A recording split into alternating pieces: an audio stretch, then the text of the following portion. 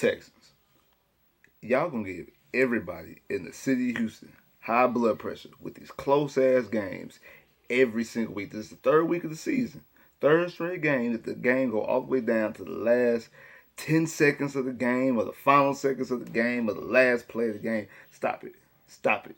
Just stop it. Stop it right now. You're going to give everybody high blood pressure. At least this year, y'all doing it against quality opponents. At least this year, two of the three came against teams that won 12 and plus games the previous year. Last year, it was against some so-so teams. And I know the second one was against Jacksonville. But other than that, like, at least I give y'all that much. At least it's against quality quarterbacks at this time. But what's up, YouTube? Your boy back once again with another sport topic. We gonna talk some football, Houston Texans football. We gonna break down and recap the Houston Texans victory in LA, not San Diego, not San Diego Chargers, but in Los Angeles. I know it's kind of hard to say. Los Angeles Chargers. The Houston Texans walk away with the victory. First time they beat the Chargers since 2013, which they actually beat them in San Diego at the time on Monday Night Football. But this first time that we've beaten them since then, we come away with the victory, 27-20. Let's talk about this game real quick because I'm not gonna lie.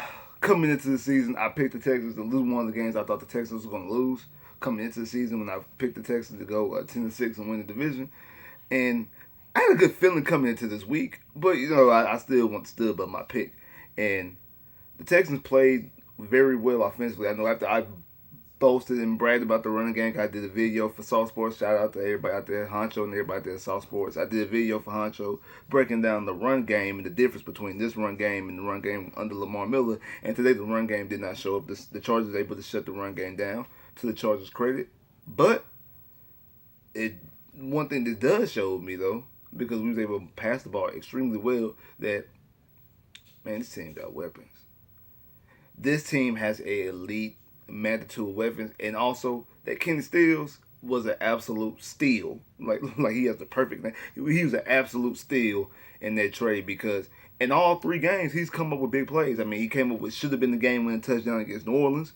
He came up with some big third down conversions against the Jags. I know he got us in the field goal range right before, he got us into position last week against Jacksonville. I think we did end up kicking the field goal in that situation. And then he got us in what should have been field goal range going into the half when we was down 17-7. We should have been down. We should have went to halftime at least 17-10. But he went down there. He caught the football that got us in field goal range. Kyrie missed the field goal and also missed another extra point. Kyrie got to get that fixed. You got to clear it up. Last year, you were one of the most efficient kickers. As I think he was the only kicker that never missed under 40 yards last year. Inside the 40, he was I think 7-7. I forgot what the numbers was, but he was the only kicker who did not miss a kick. But this year he seems a little bit shaky. He missed the extra point that we got saved because of the roughing the kicker penalty against New Orleans, and then he missed the extra point today that could have been crucial because that last play, if the Chargers could have scored, it should have been that they had to go for a 2-point conversion if Kyrie would make that extra point. But it's neither here nor there. Let's talk about Kenny Stills. Kenny Stills is an absolute steal. He came out to play that he's always in clutch moments. That one big catch he had on the sideline when DeShaun took the shot. Like he's an elite playmaker. Like I said, you already know what Hop can do. We already know what Will do with his speed. Like we have a lot of weapons, and today we finally used the Titans. There's a guy at work that's a huge Texan fan that I work with, and he always talks about this every single Monday. Every Monday morning after a game, he always say, we didn't use the tight ends. We didn't use the tight ends. Once again, we're not using tight ends. Like, he's very big on using the tight ends. And I just got to text him and said, we finally used the tight ends. And he said, yes, very effectively. About damn time. Because we came out there and used the tight ends. Akins, I know I was a big skeptic on Akins when he got drafted, mostly because of his age. I think he was 28 when we drafted him, so even if he becomes a big player, he's going to be an older guy very, very quickly because he was so old when we drafted him. But Akins came to play with his first career touchdown, had 2 of them. I mean, that play that DeShaun made when DeShaun avoided the sacks, it got out through and came and threw it, and Akins catches it and turns up field for a 50-yard touchdown. Like that was just a beautiful play. Then the first touchdown that Akins got, that was just a strike. It was an absolute dart from DeShaun, and Akins was able to catch it and score the touchdown. It was both of those guys played extremely well. Like I said, I'm proud. Akins also proud. Phelps came to play. Every catch he was making was for crucial positioning. Not only was the touchdown, but just his regular catches off the field, just regular catches throughout the game seemed like they were crucial catches. And also speaking about Ken Stills on that touchdown, Ken Stills threw a heck of a block. I mean, that he was blocking like a left tackle. Like, he had a strong ass block, pushing the defender up so Akins could score a touchdown. I mean, I think even if he wouldn't have blocked him, I think Akins probably still would at least made that touchdown because like Akins could probably ram through him. But just to see your receiver throw out a block is crucial because you got a lot of diva receivers out there who not gonna block. They call this what it is. They call spade a spade. If they not getting fade routes, if they not getting the type of routes that they want to get, they out there lackadaisical. They not there ready to play. I know that Hop gonna throw a block. That's one thing that's one reason why Texas kept Kevin Walton around for so long because he wasn't afraid to block. And I'm like Ken Stills is a playmaker as far as being a receiver. He's fast. He's able to make. He's very good catching the football, and now he's out there throwing blocks as well. So like he's an absolute steal, like I said before, in that trade with Tunsil. The offensive line looked good there. I think we might have found something with putting Tyus Howard at right tackle. He started at right tackle today, and he played well at right tackle. I think the offensive line against Bosa and Ingram held up. I know they got 2 sacks throughout the game. One of them was from DeShaun holding on a little bit too long, but and then another one just that they was able to get that. But for the most part, the offensive line gave DeShaun Watson a lot of time today. Like that's the reason why I think the offensive in the passing game played so well. I mean, DeShaun was 25 or 34 for 351 yards, 2 touchdowns. Yeah, he had the 2 sacks, but he had 135 quarterback rating. Like I said, from the passing game, Steele had 4 catches for 89 yards. Akins had 3 catches for 73 yards with a 53-yard touchdown. He had 2 touchdowns altogether. Hop 6 catches, 67 yards. It took Hop a while to get going, but he got going in the second half. I think he only had 11 yards in the first half, but he got going in the second half, especially with that big 34-yard run, catch and run. Fuller 5 catches, 51 yards, and then Fells 5 catches, 49 yards, and Duke for 2 catches for 22 yards. The offensive line played well enough for you to play, and let's talk about this defense. JJ finally came out and played like JJ. I think they credited him with 2 sacks. He should have had 2.5, but I think they only credited him with 2 on the day. And let's talk about this boy Whitney Merciless. Once again, another strip sack. So this is 3 games. He has 4 sacks. 3 of them are strip sacks. He has 3 forced fumbles. 3 forced fumbles. 4 sacks altogether in a 3-game span. He only had 4 sacks all of last year. Like I told y'all. One, he was playing opposition. I'll give y'all that. He should be playing on the weak side. But like I said, it's one of those situations. I just gotta go back to the same analogy. The whole LeBron, Wade, and Bosh, or LeBron, Kyrie, and Kevin Love. There's always going to be a third man out. And when you have LeBron, who's the best player in the NBA, and you have a superstar like Wade or a superstar like Kyrie, the other 2 guys are going to they're just going to get what's left over. So you have a 3-time defensive player in JJ, and you have a number 1 overall pick in Clowney. Merciless is just a regular all-star in this situation, and he's not going to get enough shine. Now, now he can. Now he can go out there and do Whitney Merciless type things. He showed you. Remember, he was a number 1 overall. He was a first-round draft pick back in 2012. He was an All-Pro in 2015 and 16, if I'm not mistaken. No, he was a Pro Bowl in 15 and 16. He might have been just an All-Pro in 16. So he's a guy who's showing you that he is that type of guy. And I think it looks like he's well on his way to becoming at least another get you another All-Pro, even if it's only 2nd-team All-Pro. He was Defensive Player of the Week last week with the 2 forced fumbles, and once again another strip sack again. And that paid dividends because once we got that football, we came back and took the lead. And like I said, once the Texans got the lead today, they never relinquished it. And it got a little dicey there because, like I said about the secondary, it's not that I think that the secondary is going to give up a whole bunch of yards and points. It's the last crucial moments. And when the Chargers got the ball with 4 minutes left, I looked, I said, damn, this is the moment that I'm talking about. Right here. This right here are the moments that I'm talking about. And it came very, very, very close. Jonathan Joseph became the sixth player of all time. The sixth all time with most pass deflections on the sixth all time on the pass deflection list. I think he has 185 because he ended up getting one late. So he became number six with 184, but then he ended up getting another one on that last drive, so it should be 195. So 185, and that's really more so because of his longevity.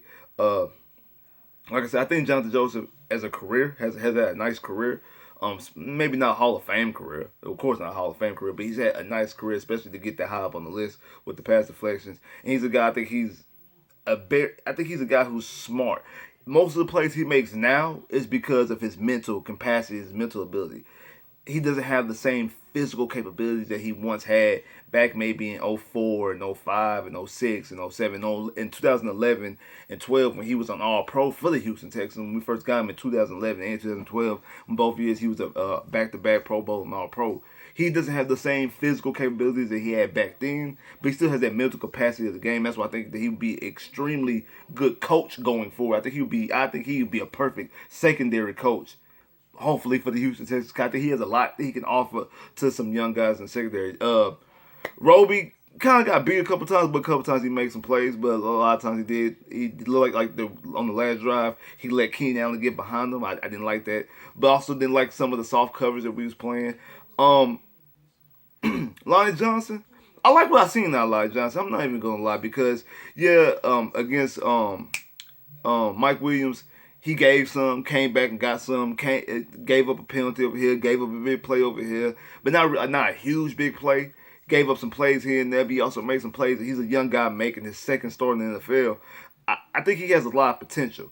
He's bigger than I thought he was from looking at him. I'm like, man, he actually has a bigger body type matched up against these bigger receivers. So I think that he might be able to hold his own. I mean, he's not probably like the fastest guy, but I think he can be a tough physical corner. I just think that we need to play a little bit more. I think that we need to stop playing so much softer coverage.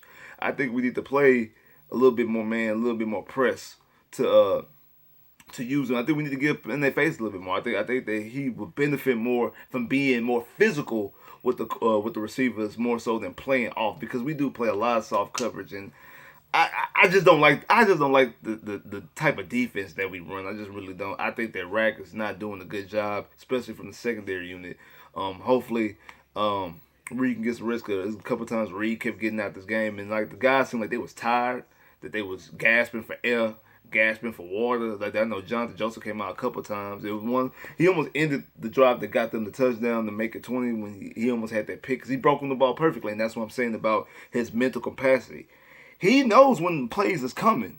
It's just that he doesn't have the physical capability that he once had back in 2011. I think if you took the 2019 brain and gave us the 2011 body of Jonathan Joseph, we would definitely have one of the best cornerbacks in the league because of the way he's able to jump routes. If he still had the same if he still had the same physical capabilities with the mind he has now, he could be all pro, all world. Just from that standpoint, y'all know how down I am on the secondary. Still think that we need one. I still believe that secondary is one of our biggest problems if we can especially fix this offensive line. And I think we did a good job of that today. Like I said, with moving Titus on the right side. And I like the way the offensive line played. Just only bad thing today, the only gripe I could really have today offensively is the run game. We did not run the ball very well. The holes just really wasn't there. I mean, I don't think it was the offensive line's fault. I don't think it was the back's fault. I just think it's just a day that run the football just wasn't going to be. It wasn't going to run the football today. Wasn't going to be. I think the Chargers came in ready to stop the run. I mean, Carlos Hyde was the fifth. He was fifth in rushing coming into this week. So I think they knew that. I think they came in there. They were ready to come stop this run, and trying to stop the run, we got over 300 yards, 350 yards, and 3 touchdowns passing on them. And wasn't even mostly from our main guys. I mean, so our leading receiver was Kenny Stills way now. Both Hop and Fuller, like Hop had under 70 and Fuller had under 60. So both of them didn't, and then Kiki was a complete non-factor. I forgot. I didn't even know Kiki was active until the Akins touchdown. When I see Kiki run on the field, I'm like, oh damn, Kiki was active today. I mean, I knew he was active, but I'm like, just damn, I didn't even realize Kiki was out here playing. So I mean, it was we had some guys who were complete non-factors, but we were still able to move the ball extremely well because the team has a plethora of weapons and a guy out there who gonna pull that trigger. Jameis Winston say, we got a quarterback who gonna throw that thing. We got a quarterback who gonna stand in the pocket and deliver that thing. The rush in his face, he's gonna stand in that pocket and drill it because that touchdown he threw to Akins, the first one, that talk about a dart. He threw that thing. And then the way he moved and juked and spinned out and then laid it up right there to Akins for Akins to dip off. Like, we have a legitimate quarterback, and with the weapons that we have, there's no reason why we shouldn't be doing stuff like this all the time. This team should always, like last week's game, I didn't realize this. I said it during my video that it looked like the way we coached that game was like a Brock Osweiler, Brian Hoyer, Ryan Fitzpatrick led team. That's how we played. We played like we had no faith offensively, and that was the first time that Deshaun Watson's been the quarterback that the team scored that fewer points. We've never scored less than 17 points before. I didn't know that. Like I didn't know that. I didn't know that that was the fewest points that we scored since Deshaun Watson has been starting. So the 6 games that Deshaun Watson started his rookie year, all of last year, I did not know that. I mean, I guess I should have known that, but I didn't really pay attention to it until they brought it up. I'm like, damn, I was right. That's like, we played that game last week like we had the other quarterbacks that we used to have. We should be putting up 20 or more points in every single game. Not only because of Deshaun, because of the weapons they have with Fuller and Hop and Stills, and now look like these tight ends and Phelps and Akins.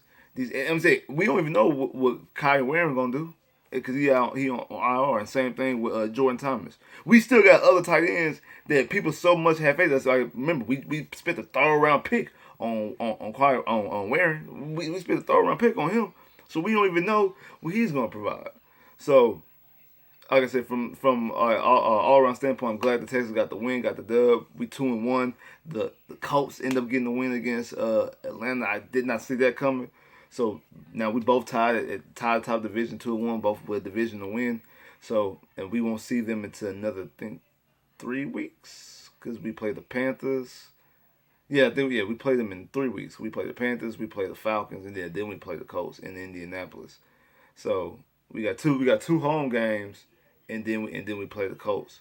So we're gonna see what's gonna happen because this division, right? Even though it's early on, and you still have Jacksonville and Tennessee to count for because they just won. They just 1-2, and we're only 2-1. I mean, they win next week, we lose next week, and everybody's back 2-2. So a lot of the season needs to be accounted for. But I'm glad the effort, the way the Texans played today, they beat a quality opponent, a quality quarterback. It was a good team win, and I'm glad the Texans got the win. And this is what we need to see from the offense. We need to see more offensive performances like this, more protection, the way the offensive line protected. We just need to run the ball a little bit better, which I think that we can do. I just think today just was the day that the ground game wasn't working because the Chargers honed in and focused on the ground game. And I think next week the Panthers are going to probably try to hone in and focus on the passing attack, seeing what this passing attack is capable of. And I think the running game will be open next week. I really do. So, like, share, subscribe if you haven't, comment below if you haven't, click that bell, get more videos. I holla.